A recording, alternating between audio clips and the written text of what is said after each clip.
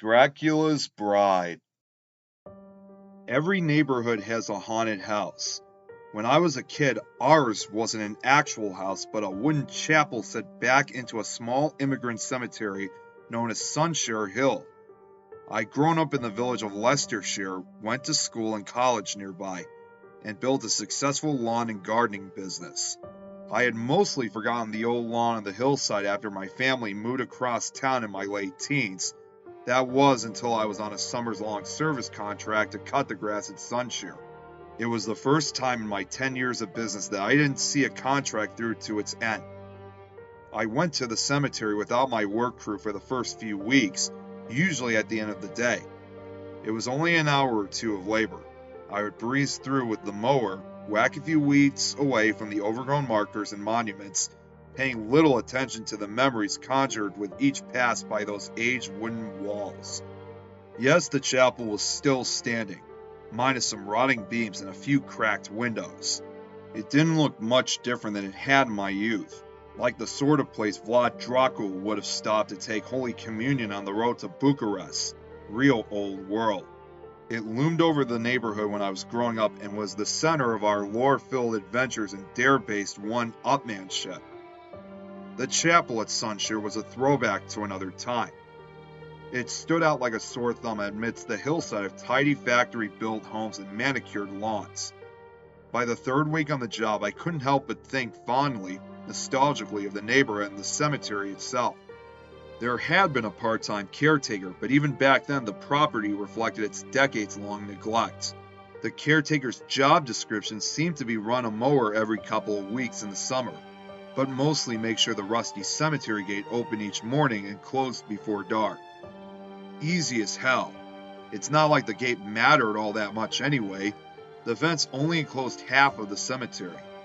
After the caretaker had gone, we would ride our bikes up to the fence and discuss what, and more importantly, who lay inside the desolate structure, and which neighborhood crone invited the chapel's inhabitant each night for a bite to eat. In our neighborhood, it was Mrs. Elsick. The old bat was usually the one to chase us off, as her house was the nearest to Sunshire. She was well known among the local kids, specifically for her oversized broom that she was rarely seen without. We would spot her tending to graves occasionally as we pedaled by, and someone even swore they'd seen her sweeping the steps of the chapel. Everyone knew her as Dracula's Bride, either because she lived in closest proximity to the chapel and looked the part, or because when riled up she would scream in her native tongue and it sounded like some sort of nasty spell. But most nights around twilight, late in the summer, my friends and I would peer through the fence of the chapel, conspiring about how we would convince a latecomer that we had seen a candle in the window, or heard an unearthly howl from the wooded area between the chapel and Mrs. Elsick's backyard. Challenges and dares were thrown about, and sometimes, but not always, the jawing and posturing would lead to one of us hopping the fence and either staying on the front steps of the chapel or bravely knocking on the front door, while everyone else pedaled off screaming. I had said I'd never go in that cemetery, and the kids gave me hell for it summer after summer. But one afternoon at the neighborhood pool, I let my bluster get the best of me and told my crush Jenny Lynn Johnson that not only was I going to go up to the chapel, but that my good friend Ron Oliver and I were going to go inside. I had her attention all day and it felt good. She usually didn't show up because she had strict parents, so I figured I could skate by on talk alone. But Jenny Lynn did show up. Whether or not at Ron's request, he never did say, as things got a bit dicey that night. Being 13, with about 8 of my friends and the girl that I liked watching, and against my better judgment, I followed Ron in. We walked up the gentle slope that led to the chapel, our friends wide-eyed behind the iron fence. I did my best to avoid stepping on any of the graves, somewhat afraid that some Hungarian-American hand would reach up and grab my ankle.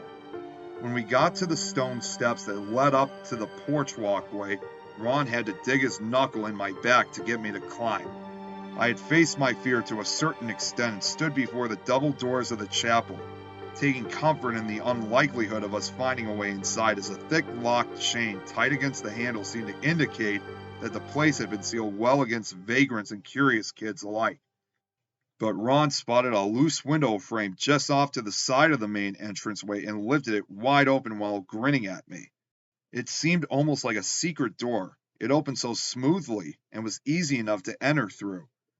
Ron was about to slip into the large opening he had made when the telltale screeching of Mrs. Elsix penetrated the tree line behind us. She had spotted our friends at the fence, and Ron and I watched petrified as her flashlight illuminated their flight. 8 or so outlines took off down the road as she shuffled into the street with her broom at the ready. We hid on the chapel porch for nearly 20 minutes before we saw her head home and her light dim, at which point we made our way back to the fence to retrieve our bikes. We rode away and had barely left the cemetery property when Ron tumbled off his bike in front of me, eating dirt before skidding off the curb and into the street on his chest. My stomach flipped when a broad flashlight beam illuminated the scene, me included. It was Mrs. Elsick. She had been standing behind an oak with her big silver flashlight turned off and had jammed her broom handle into the spokes of Ron's bike. She must have seen us coming and had successfully ambushed us. Well, Ron cussed her out and she cussed him out, and I pedaled off, never looking back, assuming my friend wasn't that bad off considering the language he was using. The next morning I stopped by Ron's house, and he was still cursing that old witch. He lifted his sleeve and showed me a nasty red skid mark on his arm he got when he hit the cement. The front wheel of his mongoose was busted up too. Mrs. Elsick had gotten him good, and he was already planning how to get her back. We met up with some of the other guys later that week, and Ron fleshed out his plan. When he revealed what he had in store for Mrs. Elsick, I tried to get him to reconsider. But everyone else was egging him on, and as happens with guys that age, I felt I had no choice but to go along with the consensus. A few nights later, the 6 of us met up and rode our bikes up to Mrs. Elsick's, hoods up, masks on. She still had a few lights on in her house when we showed up, so we rode up and down the street a few times until the house went completely dark. We walked with our bikes around the house and up her back steps slowly, keeping an eye out for any passing cars that might spot us. The heat was sweltering that night, and Mrs. Elsick had left her doors and windows open, a screen door our only barrier to entry. Ron popped open the door easily, and everyone rode their bikes inside. We went nuts, hooting and hollering through the old house, tracking dirt all over the floor, knocking over furniture, pictures, anything that was in our way.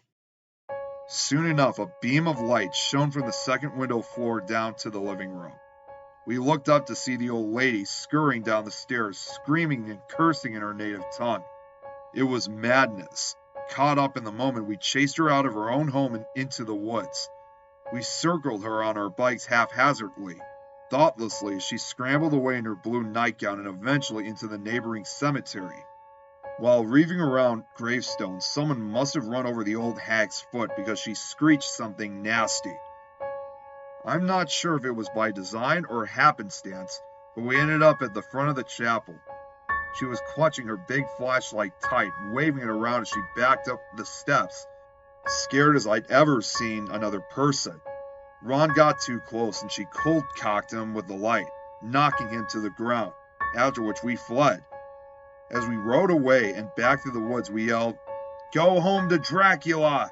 along other more derogatory slurs. Ron wanted to stick around her yard to see if she would show her face. He was even angrier now that he had a welt on the side of his head to go along with his road rash. We practically had to drag him home, since we figured we were down to a few minutes before a squad car arrived because of how loud we had been. Mrs. Elsick never bothered us again after that. We started high school that fall and eventually lost interest in neighborhood haunts and vampires. I even ended up dating Jenny Lynn Johnson for a couple years. And so I found myself decades later, staring up at the chapel in that neglected cemetery week after week, regretting that I never did have a look inside and conquer that silly childhood fear. Plus, Jenny was single again after a nasty divorce, and I figured she'd have a good laugh when I told her I had finally found my way inside the chapel at Sunshire Hill. So when I'd finished mowing one evening, I headed toward the chapel. I tried to peer through one of the windows, but they were caked with grime. I tested the door, but the chain was still tight across it, barring entry. I then remembered the window frame that Ron had opened and found that it was still loose. With a little jimmying, I was able to lift it and climb inside, but didn't find my footing, tumbling a few feet and landing awkwardly on my ankle. I swore at the moderate pain, got back to my feet. I had built up this elaborate, unearthly image of the place and found that it was nothing but an empty, dirty chapel with a few rotting pews. Still, my childhood imaginings had had a lasting effect on me, and as I walked down the main aisle trying to make out anything of interest in the near dark, I felt an oppressive discomfort. I continued forward, unnerved by my own footsteps which echoed in the hollow chapel. I only passed a few rows before something caught my eye. My first thought was that I had spotted some curtains or draperies in a pew, but then as I drew closer, I was taken aback, thinking that I had stumbled upon a sleeping vagrant. But as I approached the figure, I saw that it didn't have the fullness, the roundedness of a living being, and dreaded what horror lay sunken within that dusty blue cloth.